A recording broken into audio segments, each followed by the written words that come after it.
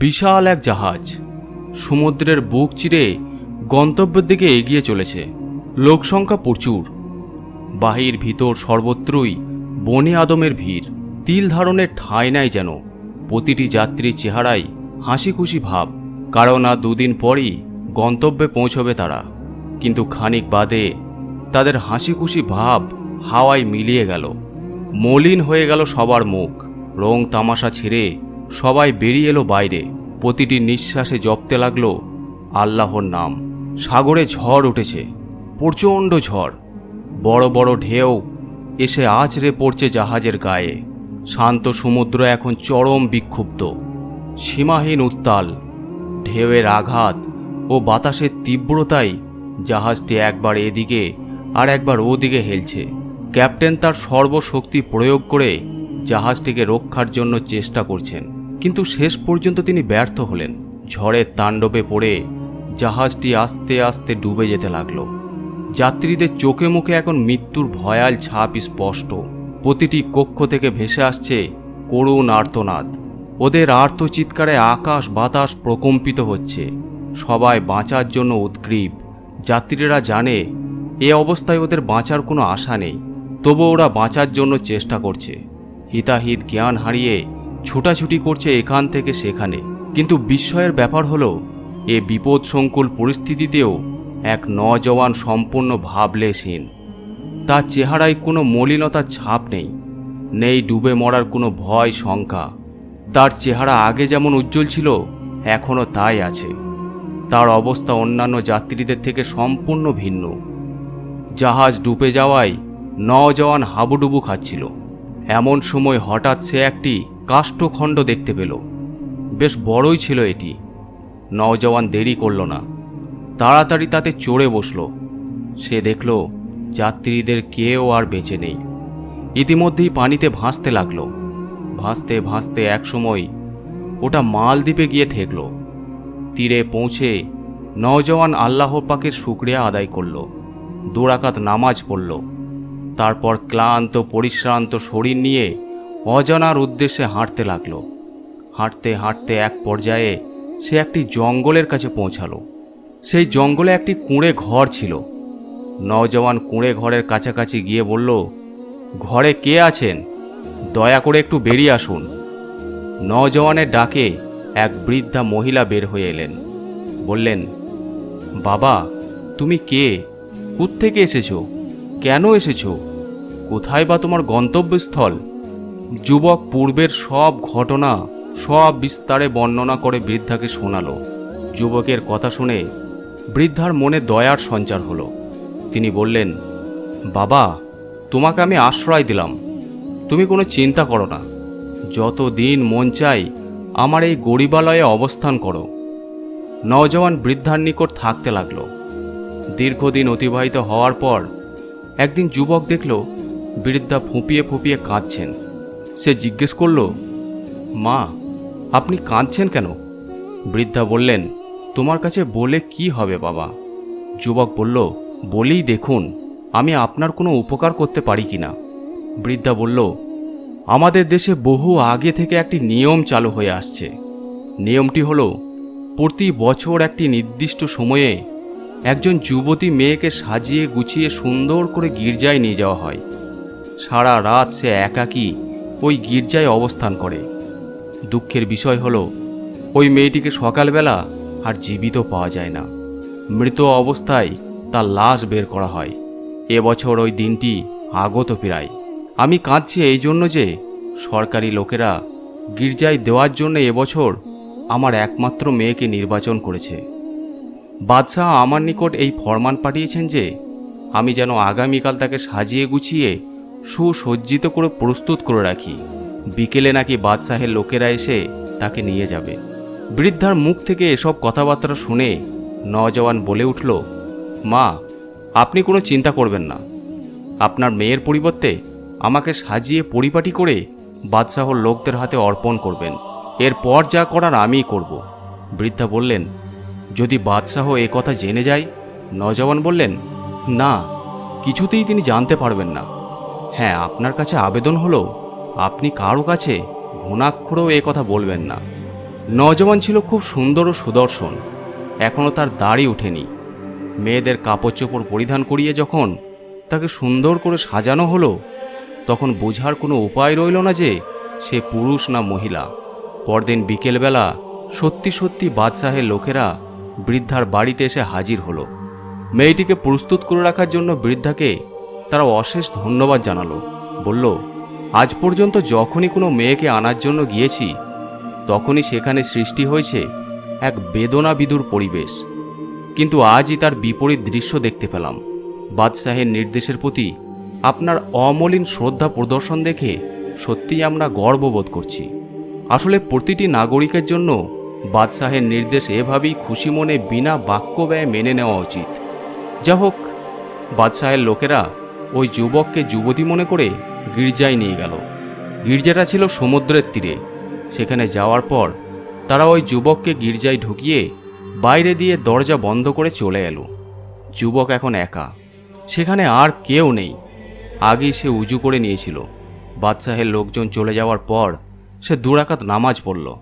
নামাজ শেষে কোরআনে পাক তেলাওয়াত করতে শুরু করল। সে ছিল কোরআনে হাফেজ, তাই মুখস্থ কোরআন পাঠে তার কোনো অসুবিধা হলো না। রাত যখন গভীর হলো, তখন সে দেখল সমুদ্র থেকে একটি দানব ভয়ঙ্কর আকার ধারণ করে তার দিকে এগিয়ে আসছে। এ অবস্থা অবলোকন করে নওজওয়ান আরও উচ্চস্বরে তেলাওয়াত করতে লাগলো। এভাবে কিছুক্ষণ চলার পর ওই দানবটি হঠাৎ অদৃশ্য হয়ে গেল। যুবক ওই দানবটিকে দেখার জন্য সমুদ্রের সব দিকে দৃষ্টি ফেলল, কিন্তু কোথাও তাকে দেখতে পেল না। এসে স্বস্তির নিঃশ্বাস ফেলল, সেই সাথে মনটাও আনন্দে ভরে গেল।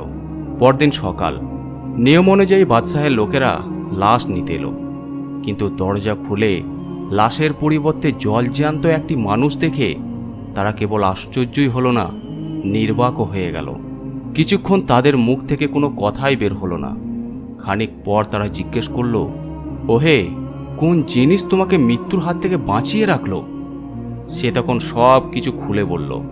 তারা বলল, ঠিক আছে, আজকেও তোমাকে সেই পরীক্ষার সম্মুখীন হতে হবে। যুবক বলল, আমার কোনো আপত্তি নেই, আমি আজও গির্জায় রাত কাটাতে রাজি, কিন্তু আমার একটা শর্ত আছে। শর্তটি হলো, আজও যদি আমাকে আমার মওলা বাঁচিয়ে রাখেন, তাহলে তোমাদের সবাইকে মুসলমান হতে হবে। তারা বলল, তোমার শর্ত মেনে নিলাম। আমরা ওয়াদা করছি যে তুমি যদি আজও বেঁচে যাও, আমরা তাহলে সবাই মুসলমান হয়ে যাব। শর্ত মেনে নেওয়ার পর রাতের বেলা যুবককে পূর্বের ন্যায় গির্জায় রাখা হলো। আল্লাহর অপরিসীম রহমতে, কুরআন পাঠের বরকতে আজও সে বেঁচে গেল। পরদিন তাকে জীবিত অবস্থায় পাওয়া গেলে স্বয়ং বাদশাহ সহ অসংখ্য লোক ইসলাম গ্রহণ করে ইসলামের সুশীতল ছায়ায় আশ্রয় নিল। উল্লেখ্য যে এই যুবকের নাম আব্দুর রহমান। প্রিয় দর্শকরা, আশা করি এই ভিডিওটি আপনাদের পছন্দ হয়েছে।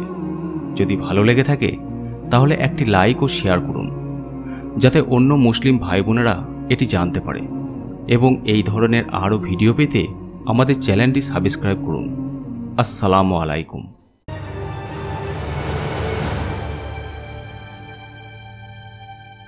ফিরআউনের এক দাসী, আল্লাহ পাক তার ভাগ্যে রেখেছিলেন হিদায়তের দৌলত, অমূল্য সম্পদ। একদিন ওই দাসী মুসলমান হয়ে যায়, আশ্রয় গ্রহণ করে ইসলামের সুশীতল ছায়ায়। ইমানের আলো ছড়িয়ে পড়ে হৃদয়ের প্রতিটি কোণায়। দাসী তার ইমানের কথা গোপন রাখতে চেষ্টা করে, কিন্তু সম্ভব হয়নি। সে চেয়েছিল এ সংবাদটি কেউ যেন না জানুক, অন্তত খোদার দাবিদার মহাপাপী ফিরআউন। কিন্তু তাও পারা যায়নি। ধীরে ধীরে এক সময় ফিরআউনের কানেও পৌঁছে যায় দাসীর ঈমান আনয়নের সংবাদ। ফিরআউন দাসীকে ডেকে পাঠায়, খবরের সত্যতা জানতে চাই। দাসী অকপটে সব কিছু স্বীকার করে। সুতরাং আর যায় কোথায়? দাসীর ছিল 2 কন্যা, তাদের মধ্যে একজন দুগ্ধপায়ী শিশু। একটি বড় পাত্রে তেল গরম করতে নির্দেশ দেয় ফিরআউন। তেল টকবক করে ফুটতে শুরু করলে দাসীকে সম্বোধন করে বলে, আমাকে খোদা মানো, নইলে তোমার সন্তানরা এখনই দুনিয়া থেকে চিরতরে বিদায় নেবে। শেষে তোমাকেও যেতে হবে। সুতরাং ভেবে দেখো, মূসার ক্ষুধাকে ক্ষুধা মানবে নাকি আমাকে? ফিরআউনের কথায় দাসীর ঈমান বিদ্যুতের ন্যায় জ্বলে ওঠে, ঝড়ের ন্যায় বেগবান হয়। সে অবিচল কণ্ঠে বলে, আরে মিথ্যা খোদা, আমার তো মাত্র 2টি মেয়ে। যদি আমার আরও কয়েকজন মেয়ে থাকতো, তাদেরকেও আমি খোদার রাহে বিসর্জন দিতাম, উৎসর্গ করতাম। তবু তোর মতো না ফরমানের আনুগত্য স্বীকার করতাম না। সুতরাং তুমি যা করতে চাও করো, তাতে আমার কোনোই পরোয়া নেই।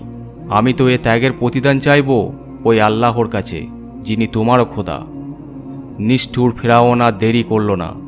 প্রথমে তুলে নিল বড় মেয়েটিকে, ছেড়ে দিল তেলে, সঙ্গে সঙ্গে তার প্রদীপ নিভে গেল।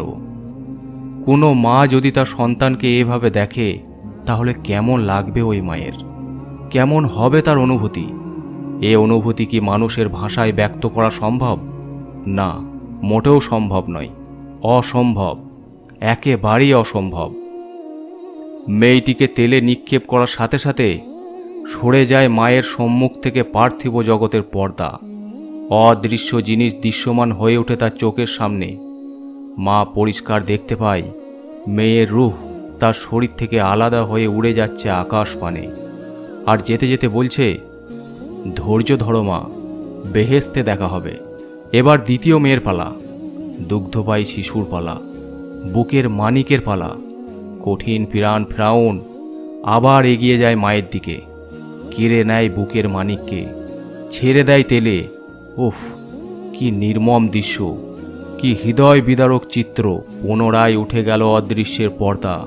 মা দেখল দুগ্ধপায়ী শিশুটির আত্মাও চলে যাওয়ার সময় বলছে, মা ধৈর্য ধরো, তোমার জন্য অপেক্ষা করছে মহা পুরস্কার। ওই দেখো বেহেশত, আমরা শীঘ্রই মিলিত হব বেহেশতের বালাখানায়। সব শেষে এলো মায়ের পালা। নরপশু ফিরআউন তাকেও ডুবিয়ে দিল তেলে। 2 কন্যার জীবন গেল, নিজের জীবনও উৎসর্গ করল। তবু দাসী ঈমান ছাড়ল না, আনুগত্য স্বীকার করল না নিষ্ঠুর ফিরআউনের। এই ঘটনার প্রায় 2000 বছর পর মেরাজে যাচ্ছিলেন প্রিয় নবী সাল্লাল্লাহু আলাইহি ওয়াসাল্লাম। তিনি যখন বাইতুল মুকাদ্দাস থেকে আকাশের দিকে যাত্রা করেন, তখন মাটির নিচে থেকে বেহেশতের সুঘ্রাণ এসে তাকে বিমোহিত করে। এই পাগল করা খুশবু পেয়ে অভিভূত হন তিনি। বিস্ময় ভরা কণ্ঠে জিজ্ঞেস করেন, জিবরাইল, বেহেশতের খুশবু পাচ্ছি, কোত্থেকে আসছে এই খুশবু? কোত্থেকে আসছে এই সুঘ্রাণ? জিবরাইল আলাইহিস সালাম বলেন, আজ থেকে 2000 বছর আগে এক ঈমানদার দাসীকে তার 2 কন্যাসহ তেলে ডুবিয়ে হত্যা করেছিল নিষ্ঠুর ফিরআউন। তারপর তাদের হাড়গুলো পুঁতে রেখেছিল মাটিতে। আপনি এখন যে সুবাস পাচ্ছেন, তা ওই সব হাড় থেকেই বিচ্ছুরিত সুবাস। সুবহানাল্লাহ। আবার ফিরে আসি পূর্বের কথায়।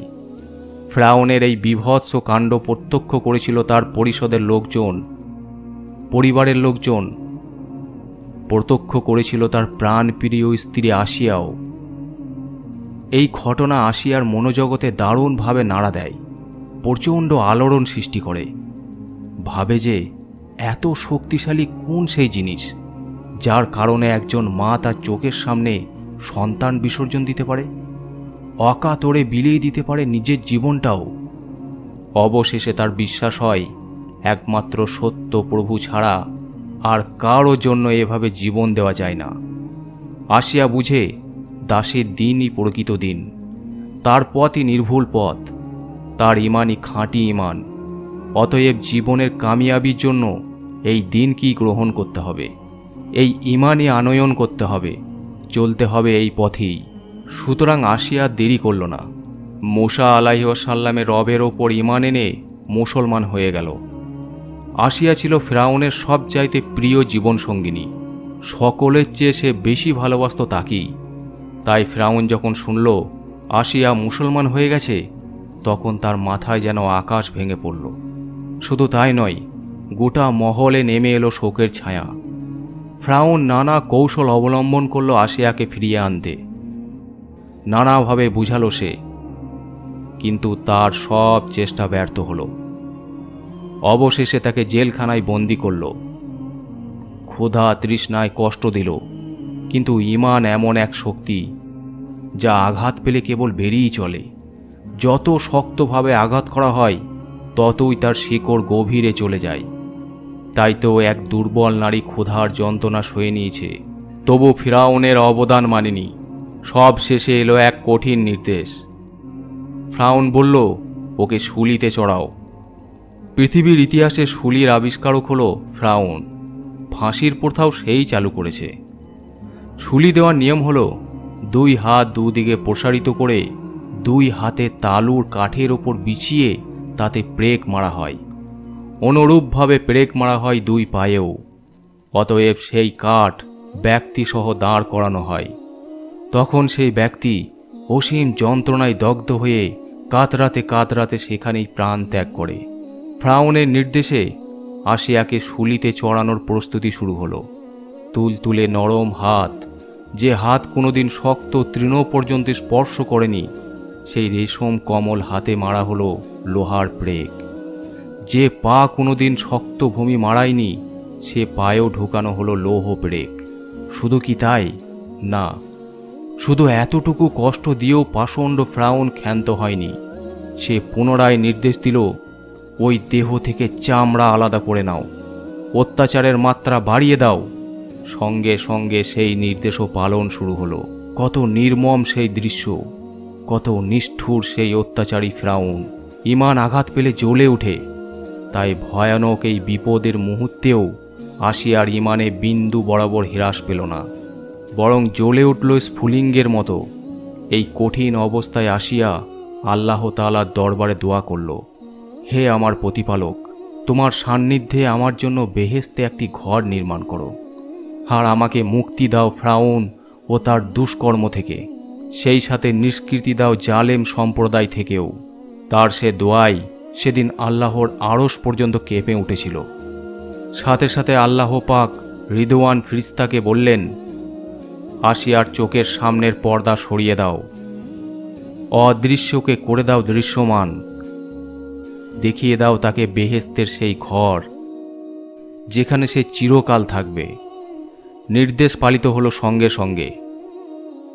তখন শুলিতে ঝুলতে ঝুলতে আসিয়া প্রত্যক্ষ করছিল বেহেশতে নির্মিত তার বসবাসের ঘর।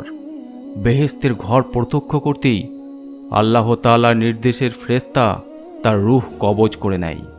তার দ্বিতীয় দোয়াও কবুল হয়। মুক্তি পায় সে ফিরাউন ও তার অত্যাচার থেকে, মুক্তি পায় অত্যাচারী সম্প্রদায় থেকে। প্রিয় দর্শকরা, আশা করি এই ভিডিওটি আপনাদের পছন্দ হয়েছে। যদি ভালো লেগে থাকে তাহলে একটি লাইক ও শেয়ার করুন, যাতে অন্য মুসলিম ভাই বোনেরা এটি জানতে পারে। এবং এই ধরনের আরও ভিডিও পেতে আমাদের চ্যানেলটি সাবস্ক্রাইব করুন। আসসালামু আলাইকুম।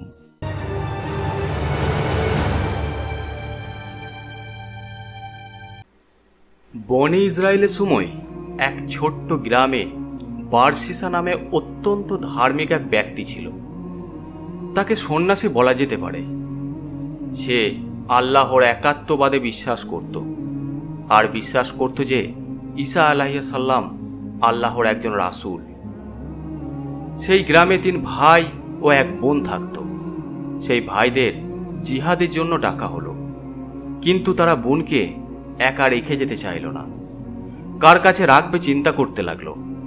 গ্রামবাসী বারসিসার কথা বলল, কারণ গ্রামের সবাই বারসিসাকে উত্তম চরিত্রবান হিসাবে জানত। তো তারা বারসিসার কাছে গেল এবং তার কাছে তাদের বোনকে রাখতে চাইল, কিন্তু সে রাজি হলো না। বলল, আমি অভিশপ্ত শয়তানের কাছ থেকে পানাহা চাই, কারণ সে ভয় করছিল যে সে গুনাহে লিপ্ত হয়ে যেতে পারে। তখন শয়তান বারসিসার মনে কুমন্ত্রণা দিতে লাগলো। চালাক শয়তান জানত যে বারসিসার মন খুবই নরম। সে কানে কানে বারসিসাকে বলল, তারা যদি ভালো কাউকে তাদের বোনের জন্য খুঁজে না পায় এবং খারাপ কারো কাছে মেয়েটিকে রেখে যায়, তখন কি হবে? এই পরিণতি কি তোমার ভুলের জন্য নয়? বারসিসা বুঝতে পারেনি যে এটা শয়তানের কুমন্ত্রণা। মানুষের প্রতি দরদের কারণে মেয়েটিকে সে সাহায্য করতে রাজি হলো। সে মেয়েটিকে গির্জার বিপরীতে একটি ঘরে থাকতে দিল। গির্জার সামনে মেয়েটির জন্য খাবার রেখে আসতো। মেয়েটি নিজে এসে খাবার নিয়ে যেত। বার্সিসার সাথে তার দেখা হতো না। শয়তান বার্সিসার কাছে আবার আসলো এবং বলল, তুমি কেন মেয়েটির খাবার তার ঘরের সামনে রেখে আসো না? এর ফলে মেয়েটাকে ঘর থেকে কেউ এতটা পথ একা একা হেঁটে বের হতে বা ফিরে যেতে দেখবে না। বার্সিসা রাজি হলো এবং মেয়েটির ঘরের সামনে খাবার রেখে আসতে শুরু করলো। শয়তান এতেও খুশি হলো না। সে আবার আসলো এবং কানে কানে বলল, কেন তুমি তার ঘরের ভিতরে খাবার দিয়ে আসো না? ফলে মানুষ তাকে ঘর থেকে একা একা বের হতে আর ঢুকতে দেখতো না। এবার বার্সিসা তার ঘরের মধ্যে খাবার দিয়ে আসতে শুরু করলো। শয়তান আবার আসলো এবং বলল, মেয়েটার সাথে তোমার কথা বলা উচিত। এভাবে একা থাকলে তো সে পাগল হয়ে যাবে। বার্সিসা মেয়েটির কথা চিন্তা করে তার সাথে রুমের আড়ালে কথা বলতে শুরু করলো। শয়তানের কুমন্ত্রণায় একসময় তারা একই রুমে কথা বলতে লাগলো। এভাবে শয়তান তার কাজের কঠিন অংশ বাস্তবায়ন করল। এই পর্যায়ে বার্সিসা এবং মেয়েটা একে অপরের প্রতি দুর্বল হলো এবং একসময় ব্যভিচারে লিপ্ত হলো। মেয়েটি গর্ভবতী হলো, একটি বাচ্চা জন্ম দিল। বাচ্চা জন্মের সময় শয়তান বার্সিসার কাছে আবার আসলো এবং বলল, এটা তুমি কি করলে? তোমার পাপের প্রমাণ সরিয়ে ফেলো, না হলে মেয়েটির ভাইরা ফিরে আসলে তোমাকে খুন করবে। বার্সিসা বাচ্চাটিকে খুন করলো এবং ওই ঘরের মেঝেতে পুঁতে ফেলল। শয়তান আবার বলল, তুমি এক নারীর সন্তান হত্যা করেছো আর আশা করছো যে সে এটা কাউকে বলবে না? তখন বার্সিসা মেয়েটিকেও খুন করলো এবং তাকেও ওই ঘরের মেঝেতে পুঁতে রাখলো। মেয়েটির ভাইরা ফিরে আসলে তাদেরকে একটা মিথ্যা কবর দেখিয়ে বলল, তোমাদের বোন অশোকে মারা গিয়েছে এবং ওই কবরে দাফন করা হয়েছে। তারা বার্সিসার কথা বিশ্বাস করল। সেই রাতে শয়তান 3 ভাইকে একই স্বপ্ন দেখালো যে বার্সিসা তোমাদের বোনকে হত্যা করেছে। প্রমাণ হিসাবে তোমাদের বোন যে ঘরে থাকতো তার মেঝে খুঁড়ে দেখতে পারো। ঘুম ভাঙলে তারা একে অপরকে স্বপ্নের কথা বলল এবং বুঝতে পারল তারা 3 জন একই স্বপ্ন দেখেছে। যাচাই করার জন্য তারা বার্সিসার এলাকায় গিয়ে প্রথমে বার্সিসার দেখানো কবর খুলল। দেখল কিচ্ছু নেই। এরপর যে ঘরে তাদের বোন থাকতো তারা ওই ঘরের মেঝে খুঁড়ে তাদের বোনের এবং বাচ্চার লাশ পেল। তারা বার্সিসাকে ধরল এবং বলতে বাধ্য করল আসলে কি হয়েছিল। তারপর তারা রাজার কাছে নিয়ে গেল। রাজা তাকে শিরচ্ছেদ করতে আদেশ দিল। যখন বার্সিসাকে শিরচ্ছেদ করতে নিয়ে যাওয়া হচ্ছিল তখন শয়তান কাছে আবার আসলো। এবার মানুষের রূপ নিয়ে সে আসলো। এসে বলল, শোনো বার্সিসা, আমি হলাম শয়তান। তোমার এই অবস্থা নিজের চিন্তায় হয়নি, আমিই করেছি। আর একমাত্র আমিই তোমাকে বাঁচাতে পারি যদি তুমি আমার কথা মেনে চলো। বার্সিসা বলল, আমাকে কি করতে হবে? শয়তান বলল, আমাকে সেজদা করো, আমি তোমাকে রক্ষা করব।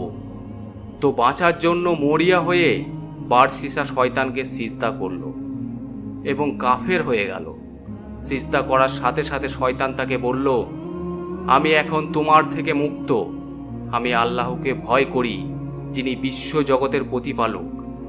এই বলে শয়তান সেখান থেকে পালালো আর বার্সিসার শিরচ্ছেদ করা হলো।